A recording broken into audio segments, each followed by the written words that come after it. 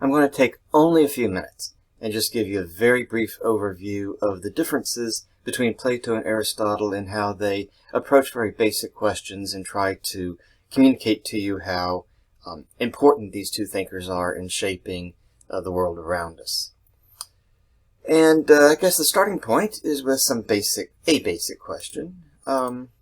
What's that? Well, it's a chair. Okay, it's a chair. What's that?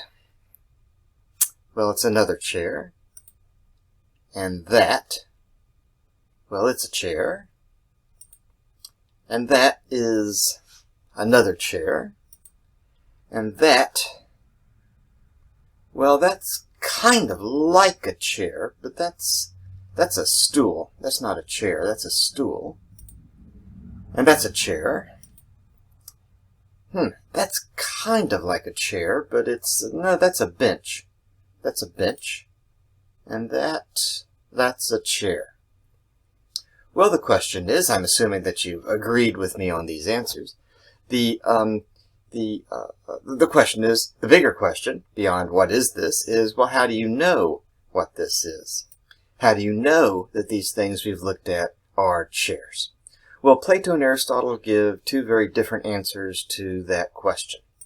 Plato gives us one answer, and on the screen you see a whole bunch of fancy words. Like everything else in life, all the fancy words mean something simple, okay? But you think back to when we talked about Plato's allegory of the cave and Plato's geometric demonstration that there's something real outside this physical world that we live in, okay?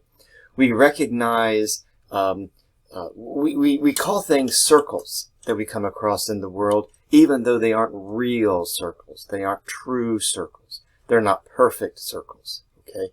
But somehow, Plato argues, we've got the idea, I-D-E-A, of a perfect circle inside our head, okay? Now, I said at the end of that, and perfect straight lines, perfect triangles, and so on, I said at the end of that perfect beauty, perfect justice, perfect love, and everything, perfect squirrels. And maybe some of you laughed when I said perfect squirrels. But no, Plato would say that there are these ideas of the perfect, of what we see in the physical world. We have the idea of the perfect form in our heads. Okay. In technical philosophical language, we would talk about the ideal, I-D-E-A-L, in this case, chair. You've already seen chair, okay. Plato would say you have an idea, I-D-E-A, of a chair, the perfect chair in your head, or what Platonists would call the ideal chair, or the form of a chair.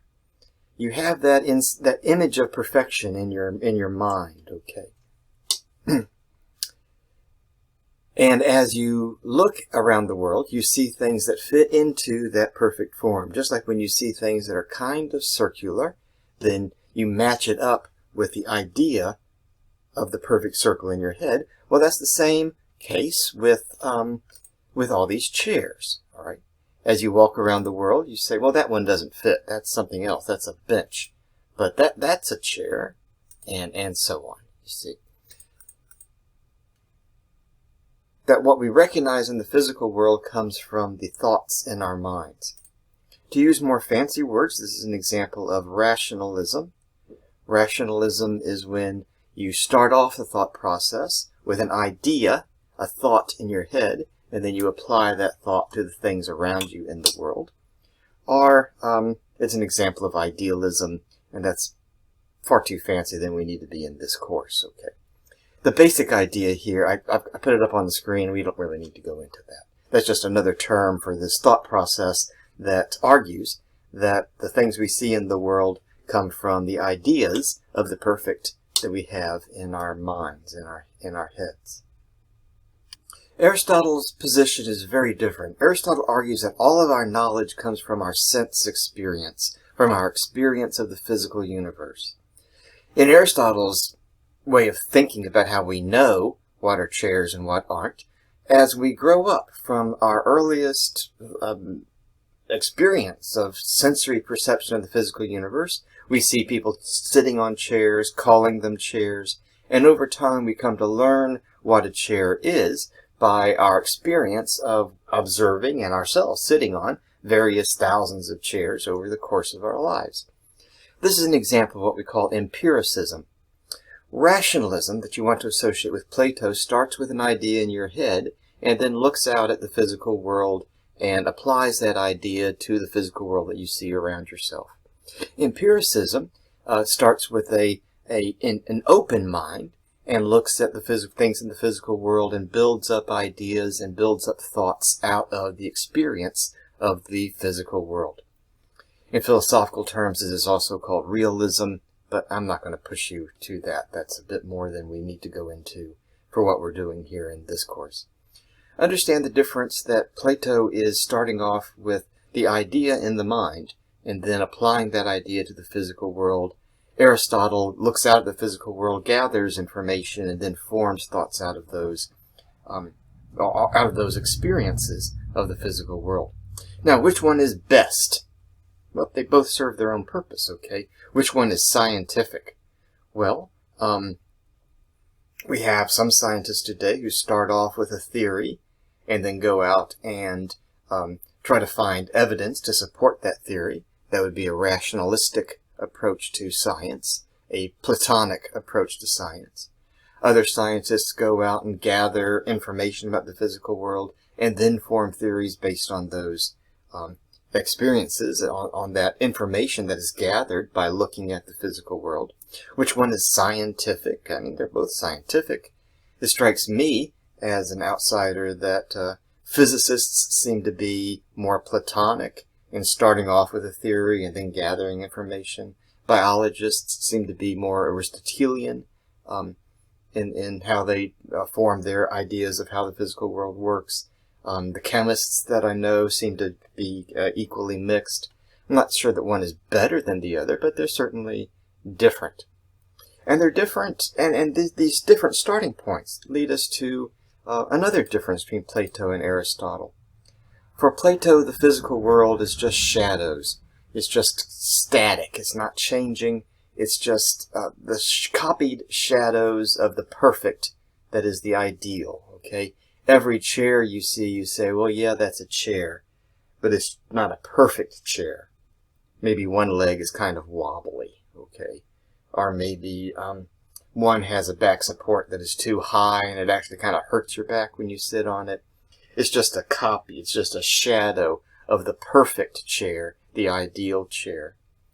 For Aristotle, he's focused on potential, on what you can do maybe to make the chair better, to bring the chair more in line with a better chair, with a more perfect chair, that you can make a chair more perfect by maybe making the legs less wobbly. Okay, Aristotle is all about potential. If Plato looks at an acorn and says, well, yeah, I know that's an acorn, but it's not a perfect acorn. See, it's got like a dent on the side over here, and it's not a perfect acorn. Aristotle looks at an acorn and sees an oak tree. In fact, he sees a whole forest full of oak trees that's kind of buried in the potential of that acorn. And that's I don't want to be too tacky here, but that's kind of a life-giving philosophy, okay? Aristotle is much more exciting than Plato is, because Aristotle is always talking about potential. Well, I mentioned to you earlier that among the biologists that I know, they tend to be Aristotelians in the way they approach the physical world, and in fact that goes for Aristotle as well. We only have about 20% of the works that Aristotle wrote. By far, most of what Aristotle wrote has long since been lost to us, at least for now. We don't know where it is for now. Don't look at me, I didn't lose it, okay, but over time it's been lost. But about a quarter of what we do have from Aristotle concerns his work in biology, and it starts with empirical evidence and studying very closely biological examples. Okay, Aristotle divides animal life into basically the many of the divisions we use today, like mammals, birds, reptiles, amphibians, fish. He comes up with those basic divisions. He's the first person to recognize through his examination of physical examples of biological life. He's the first to argue that the whale is not a fish. This came as a surprise to a lot of people who obviously thought that that whales were obviously fish. But he argued that, in fact, they were mammals.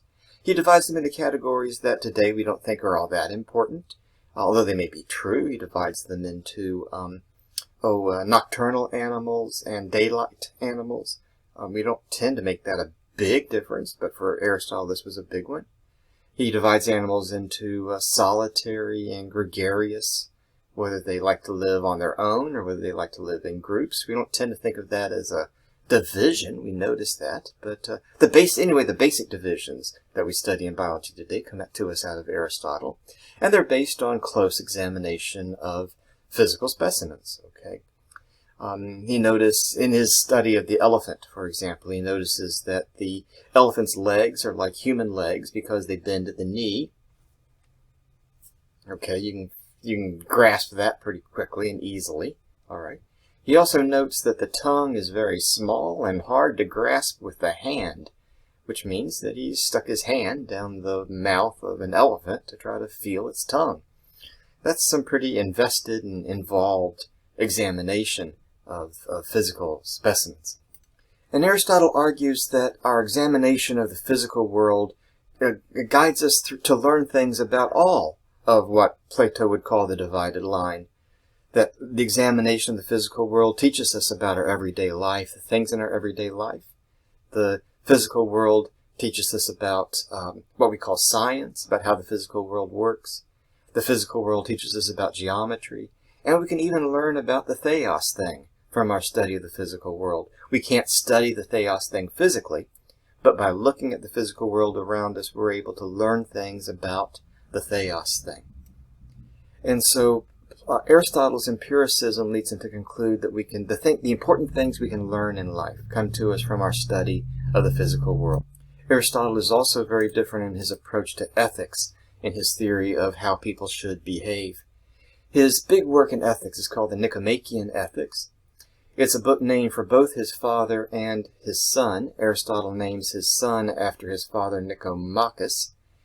Now you see why I have trouble with Nicomachus, because I'm used to saying Nicomachean, because that's the name of Aristotle's big work on ethics. Plato, when he talks about ethics, talks about the ideals of justice and beauty and morality and living the good life. Aristotle is more concerned about how we apply principles of justice and virtue to our everyday experiences in this real physical world that you and I live in. The Nicomachean Ethics. See, I keep getting mixed up. The Nicomachean Ethics is a very significant work, has had a big influence on a lot of individuals who've read through at least book one, which is only maybe 30 pages with footnotes, is worth taking a look at if you can find a copy of it. I want to give you a very simple way of keeping in mind the distinction between Plato and Aristotle, between Platonic thought and Aristotelian thought. And that simple way of keeping the two straight is with a painting. A painting that you don't need to write down all the details about the painting itself here now. Just listen to me and follow along. A painting by a man named Raphael, there we go, which is painted during the High Renaissance in Italy in the 16th century AD. You don't need to be writing all that down. It's a painting in the Vatican Library, the Pope's Library. It's in a room called the Stanza della Signatura, which is Italian for the room of signatures, a room of manuscripts. It's where it's a big reading room to read the manuscripts, the books, in the Vatican Library. This is a painting called the School of Athens. It's up high on one wall of the big reading room in the Vatican Library to remind us of the School of Athens, the philosophers who come to us out of ancient Greece. Each figure here represents an Athenian philosopher. Over here, for example, is Socrates. Down here, I'm just moving around the painting here, is Heraclitus. Over here is Ptolemy. He holds a globe of the earth here. Ptolemy came up with a way of explaining why the stars and the moon and the planets move through the sky in the pattern that they do. Here is Euclid, who invents geometry. We could go around, but our eyes are drawn almost immediately to the two central figures. The figures right here. These two figures who are framed in the back doorway, and framed in this archway, right in the center of the painting, framed in that archway. Many of the lines in the painting guide our eye down to these figures, like the line up here. Guides our eye right down to the two figures here. This line and the tile down here. Well, we know immediately who the two central figures are in the painting. They're right in the center of the painting, and there are other clues. But, there we go. These two central figures, Plato and Aristotle, which I'm going to show you there we go. Plato and Aristotle. Which one is Plato and which one is Aristotle? Well, Plato is on the left-hand side. He's the older man. That's your first clue. He's holding a copy of the Timaeus, Timeo in Latin. That's one of the Platonic dialogues. This is Aristotle. He's the younger man. He's holding a copy of the Ethics, the Nicomachean Ethics, right here.